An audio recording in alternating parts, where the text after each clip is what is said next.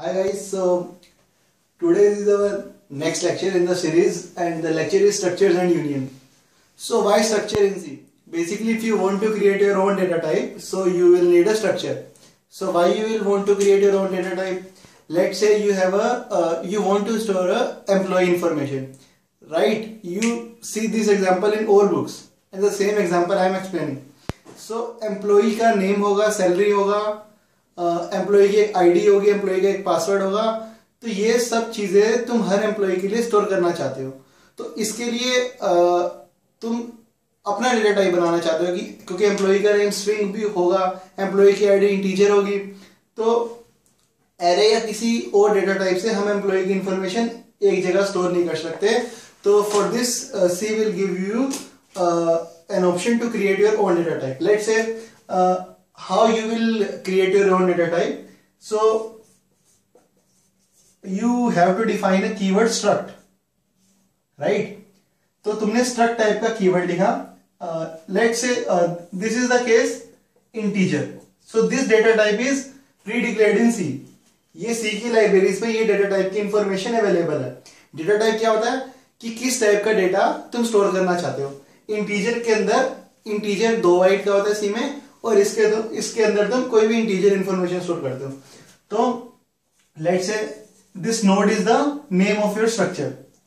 So let's say I want to store one integer and other character, right? So this is my data type. ये 2 bite का, ये 1 bite का, right? तो एक 3 bite का मैंने अलग से डेटा टाइप बना दिया. अभी मैंने इसका वेरिएबल डिक्लेयर नहीं किया. यहां पे जब तुम करते हो इंटीजर है, यहां पे तुम करते हो जब इंटीजर है, तभी मेमोरी में 2 बाइट की स्पेस रिजर्व होती है. तो अभी ये डेटा टाइप जस्ट तुमने क्रिएट कर दिया. जब ये सेमीकोलन भी आएगा फर्स्ट ऑफ ऑल. तो जब तुमने लिखा स्ट्रक्ट नोड पी, तो तुमने पी टाइप का एक वेरिएबल डिक्लेयर कर दिया जो कि स्ट्रक्ट नोड टाइप का है. ए की टाइप क्या है? इंटीजर. पी की टाइप क्या है? Struct node, right? फिर से रिपीट, पी टाइप का एक वेरिएबल डिक्लेयर कर दिया जिसकी टाइप है स्ट्रक्ट नोड. स्ट्रक्ट नोड क्या है? ये स्ट्रक्ट नोड के अंदर एक इंटीजर है, एक कैरेक्टर है. तो ये 3 बाइट मेमोरी में कंटिन्यूअस आती है, राइट? मेमोरी में डिफरेंट स्पेस ऑक्यूपाई नहीं करती, बिल्कुल कंटिन्यूअस स्पेस ऑक्यूपाई करती है. तो एक और बात, अब तुम बोलोगे कि if I will say print P, तो क्या? So first of all how to initialise it. तो मैंने किया 10 और स्मॉल बी, मैंने पी को इनिशियलाइज करवा दिया, राइट? तो होगा क्या?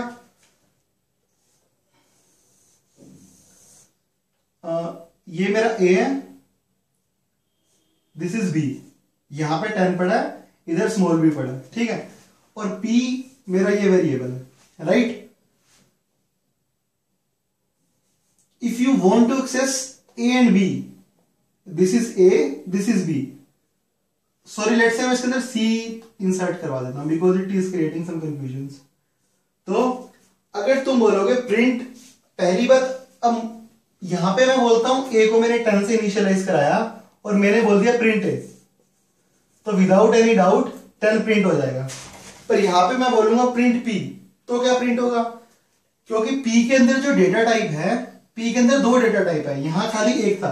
तो तुम्हें अगर ए को पास जाना है तो तुमने लिखना पड़ेगा पी डॉट ए, राइट? अगर तुम्हें इस कैरेक्टर को एक्सेस करना है, बी को एक्सेस करना है, तो तुम्हें लिखना पड़ेगा P dot B. Let's say इसका एड्रेस 1000 से स्टार्ट होता है, तो यहां 1002 होगा, यहां 1003 होगा, right? This is A and this is B. So तुम एक वेरिएबल से, पी तुम्हारा वेरिएबल था स्ट्रक्ट नोड टाइप का, उसके अंदर के मेंबर्स कैसे एक्सेस कर सकते हो? P dot A and P dot सी.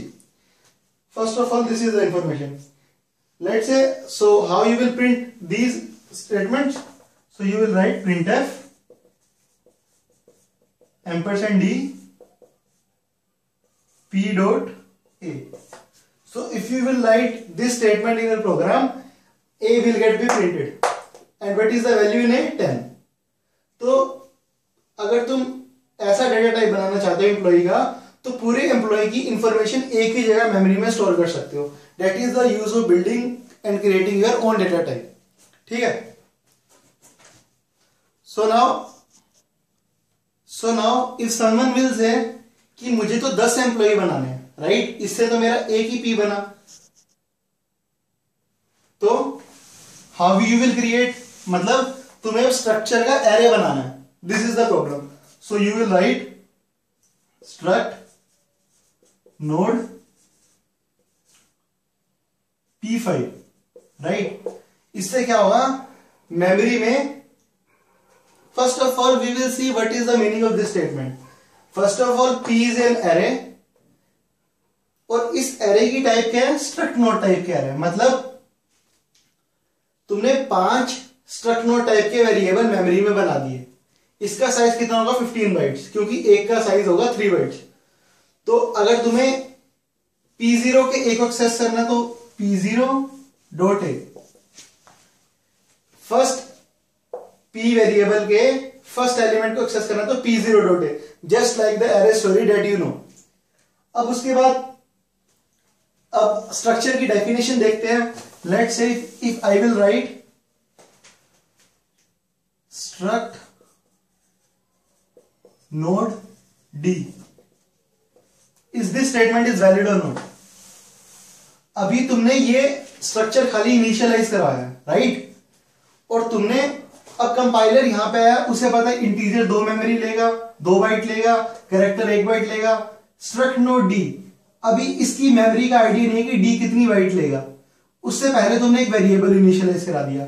तो this statement is wrong, this type of structure is wrong. But let's say तुमने एक स्ट्रक्चर डिक्लेयर किया एंड यहां पे तुमने सेकंड स्ट्रक्चर डिक्लेयर किया, struct node 1 integer C struct, this is node 1 D। तो ये वाला डेटा टाइप मेमोरी में इनिशियलाइज हो चुका है, राइट। इसके बाद तुमने ये कोड लिखा, तो कंपाइलर को पता है कि D की टाइप स्ट्रक्ट नोड है और स्ट्रक्ट नोड 3 बाइट लेता है। तो अगर तुम नोड 1 का वेरिएबल बनाओगे तो मेमोरी में 5 बाइट लेगा, 3 बाइट इसकी, 2 बाइट इसकी। सो इसको एक्सेस कैसे करोगे, देखो, लेट्स से तुमने एक वेरिएबल बनाया स्ट्रक्ट नोड 1 एम्प्लॉय, राइट। तुमने एक एम्प्लॉय नाम का वेरिएबल बनाया, ठीक है। अब एम्प्लॉय के पास क्या है, C है, right. Sorry for this. Employ के पास क्या है, C और D, राइट। और D के अंदर क्या है, A और B। तो तुम्हें एम्प्लॉय से अगर A को एक्सेस करना है तो तुम लिखोगे employ dot D dot A, right. अगर तुम्हें C को एक्सेस करना है तो सीधा लिखोगे एम्प्लॉय डॉट C, क्योंकि D की टाइप स्ट्रक्ट नोड है जो कि एक स्ट्रक्चर है और उसके अंदर ये 2 वेरिएबल है, right. So this is the way to access. If you will say printf employ, let's say तुमने यहां पे एक वेरिएबल बनाया स्ट्रक्ट नोड K, राइट। अब K के पास क्या रहेगा, A और B का access, right. If you will say printf K dot A, right, तो A के अंदर जो भी होगा वो प्रिंट हो जाएगा। लेट्स से यहां पे तुमने इनिशियलाइजेशन भी करा दिया 10 and 12, राइट। तो K dot A 10 will get printed, K dot B 12 will get printed. If you will say printf K, right, तो printf तुमने K बोला। पहली बात एक बात क्लियर है कि K को पता है मेरी टाइप स्ट्रक्ट नोड है, मेरे को 3 बाइट की मेमोरी एलोकेट करनी है, जिसमें पहले 2 बाइट इंटीजर है, उनका इनिशियलाइजेशन हमने ए से किया है, अगली एक बाइट कैरेक्टर है, तो तुम के डॉट बी बोलते हो तो स्ट्रक्चर को पता है कि मेरी टोटल मेमोरी 3 बाइट की है, पहला ए है दूसरा बी है, तो वो 2 बाइट छोड़ देगा, सीधा 1 बाइट पे कूद जाता है। अगर तुमने सीधा बोला के डॉट बी अगर प्रिंट करवाना है, मतलब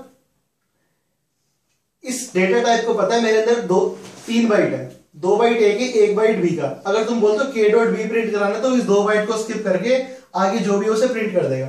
अगर तुमने बोला प्रिंटफ के, सो मतलब सिंटैक्स मेरा थोड़ा सही नहीं है, प्रिंटफ एम्परसेंड डी के, तुमने बोला के, अगर तुमने कुछ भी के डॉट या कुछ नाम नहीं दिया तो अगेन 10 विल गेट प्रिंटेड। ठीक है, let's say this is a character G, right, so again 10 will get B printed, तो जो फर्स्ट मेंबर होगा वो प्रिंट हो जाएगा। ठीक है, अब एक बात करते हैं कि let's say I am creating a pointer to a structure. ठीक है, तो ये मेरा ए था, ये मेरा बी था, अब I am creating pointer to structure. मैंने स्टेटमेंट लिखी,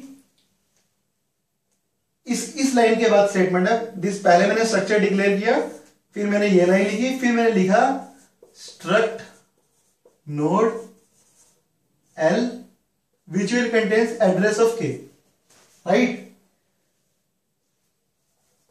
this is 1000, this is 1002, okay, ये स्टार्टिंग एड्रेस 1000 है। ठीक, तो एक first of all correcting something, this is struct node star L address of K, क्योंकि मैं पॉइंटर बना रहा हूं, इसका मतलब क्या है, एल एक पॉइंटर है जिसकी टाइप स्ट्रक्ट, एल एक पॉइंटर है जो किसका एड्रेस ऑक्यूपाई करेगा, किसी स्ट्रक्चर का जो नोड टाइप का है। ये गेट क्वेश्चन आता ही आता है कि एक्सप्लेन एक कोई भी कॉम्प्लेक्स पॉइंटर दिया होगा उसका मतलब क्या है, तो एल एक पॉइंटर है, वो एड्रेस इसका स्टोर करेगा स्ट्रक्चर का जिसकी टाइप नोड है। ठीक है, तो के क्या था मेरा, के भी मेरा के की टाइप स्ट्रक्ट नोड थी, मैंने के का एड्रेस एल के अंदर डलवा दिया। ठीक है, तो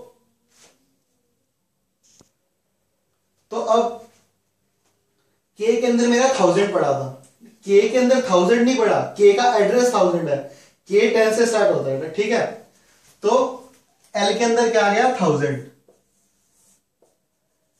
एल का खुद का एड्रेस है 2000।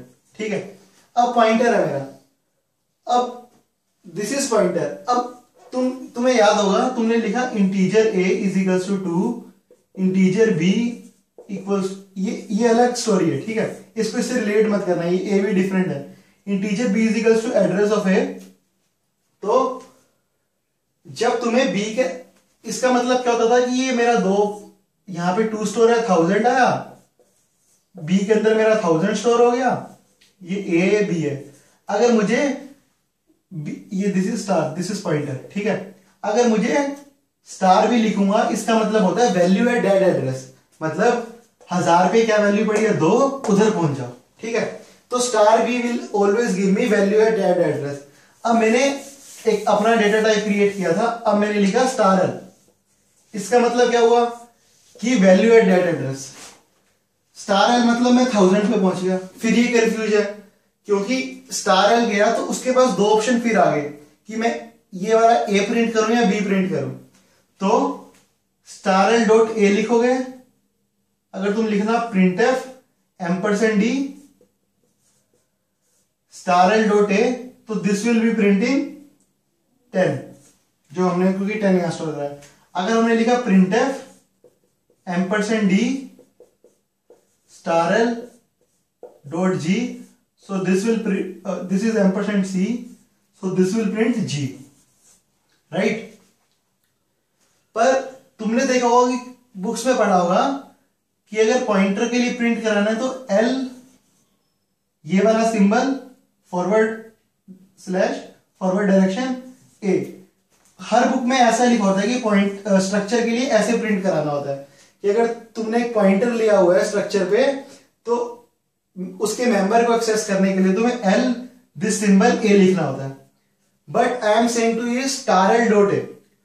तो यूजर की कन्वीनियंस के लिए सी ने क्या किया कि इस टर्म को this is equal to this term star L dot ए।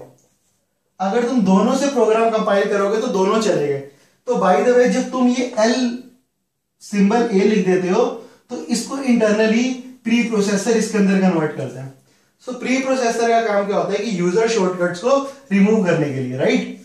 क्योंकि तुमने ये सेम स्टोरी पॉइंटर सही है, what star L will give me, star A will give me value at A, what star B will give me value at B. So same story, what star L will give me value at 1000, value at इस data type पे क्या value है। पर इस data type के अंदर खुद के अंदर दो डेटा टाइप है। तो star L dot A will give me first data, star L dot it is not G it is B, I am sorry, star L dot B will give me second data type. So this is how the pointers in structures are implemented. So again we will see some basic things like let's say if someone is saying I want to initialize these variable here only, integer a equals to 10, character b equals to c. So c will not allow you to initialize a data type. But if you want to initialize a class in Java, you can do it. Java में option होता है कि तुम अपने class structure members को यहीं पे initialise कर दो, पर C will not give you this option. So this is not allowed in C कि तुम अपने स्ट्रक्चर मेंबर्स यहीं पे इनिशियलाइज कर दो. Again one more thing, if let's say if someone wants to say कि मैं यहाँ पे एक मेंबर स्टैटिक बनाना चाहता हूँ. You know what is static? Which is declared only once. तो again C will not give you these option कि तुम कोई भी स्ट्रक्चर मेंबर स्टैटिक नहीं बना सकते, right? So let's say this is my problem. This is struct. This is let's say integer. So if I am initializing something like struct node star s10. So what is the meaning of this line? I am creating an array which will store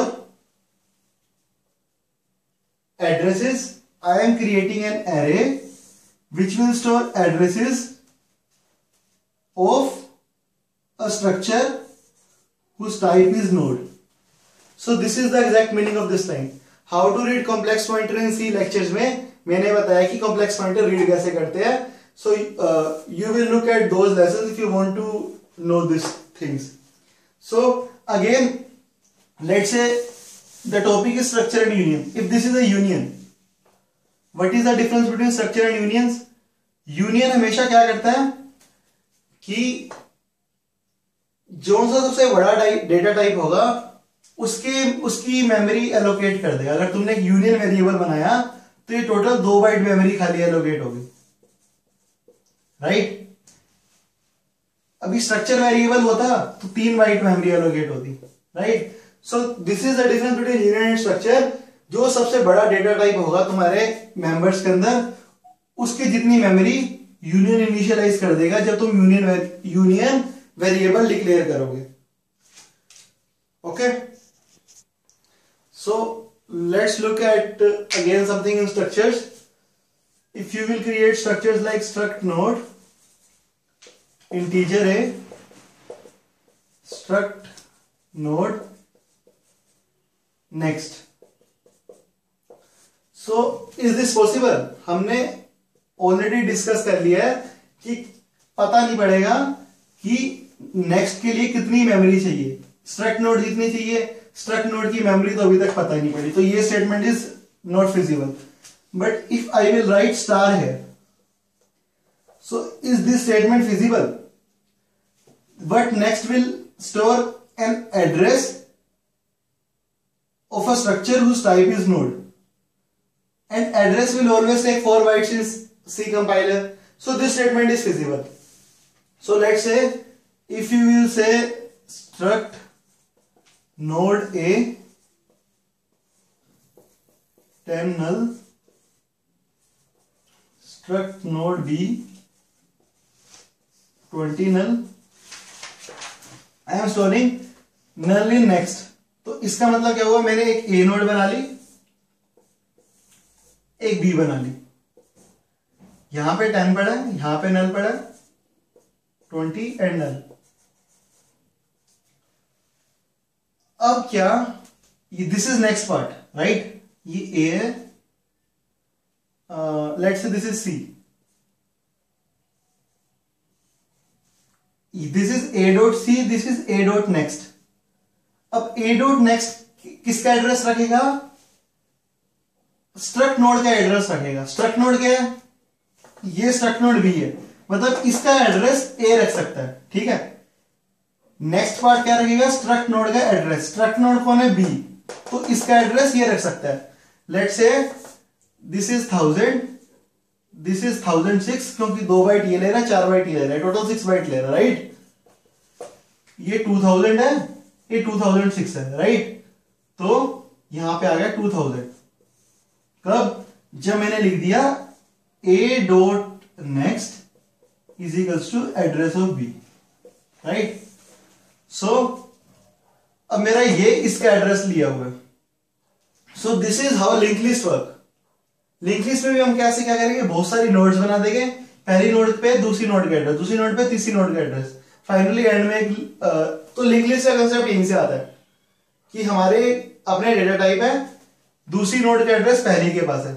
ऐसा जरूरी नहीं है कि मेरा पहला variable और दूसरा variable memory में सेम जगह पे हो। ये मैंने 1000 से स्टार्ट किया, मैंने 2000 से स्टार्ट किया right. So this is how the things will work in structures. तो लेट्स से मैंने एक और नोड क्रिएट कर दी, स्ट्रक्ट नोड C 30 null, ठीक, तो एक और नोड 30 null क्रिएट होगी। फिर मैंने लिख दिया B dot next is equal to address of C। अब मैंने क्या कर दिया, यहां पे मैंने 3000 डाल दिया,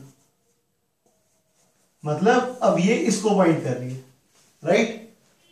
ये मेरा पहला वेरिएबल A, ये मेरा दूसरा B, ये मेरा तीसरा C, ठीक है। So this is the one more thing that you can do in structure. मैंने क्या किया, इस स्ट्रक्चर के अंदर एक मेंबर जो डिक्लेयर किया उसके पास स्ट्रक्ट नोड टाइप का एड्रेस कर दिया, पॉइंटर ले लिया, ठीक है। So now we will look some questions in structure and union which will clear your concept. So this is the question। एक मैंने यूनियन डिक्लेयर किया। सो पहले तुम अपने प्रोग्राम में ये कोड लिखोगे राइट। ये हमेशा सेमीकोलन याद रखना, ये लिखना जरूरी है क्योंकि मैंने भी बहुत बार प्रोग्राम लिखते टाइम मिस्टेक्स किए। इसके नीचे मेन आएगा in the C। In Java when you declare और define a class some another story will be there, ठीक है।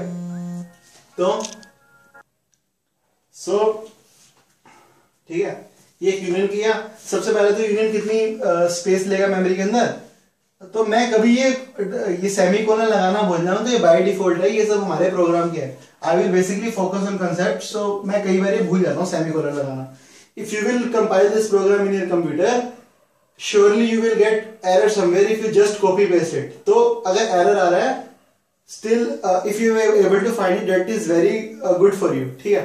तो don't focus on some compiler error mistakes, focus on concept. तो ये यूनियन है, कितनी मेमोरी लेगा, 2 बाइट, 2 बाइट 4 बाइट, 4 और 4 8 बाइट राइट।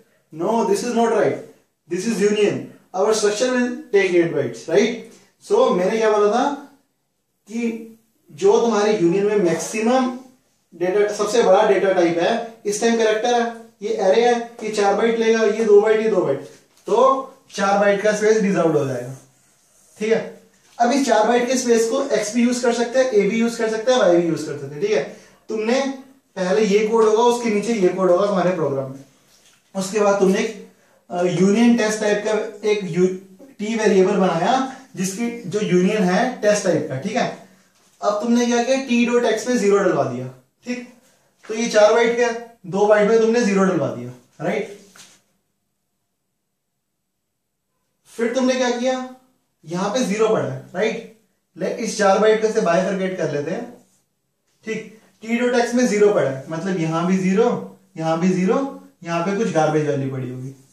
ठीक, अब टी डॉट ए ऑफ 1 में इसको ढंग से लिख देता हूं, T dot A of 1।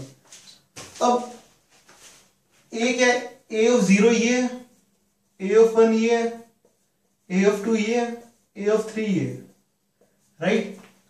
A of 1 में तुमने जी डलवा दिया, यहां पे आ गया जी, यहां पे फिर कुछ गार्बेज वैल्यू पड़ी, let's say something is printed there, तो फिर तुमने बोला ampersand S T dot A, ठीक है।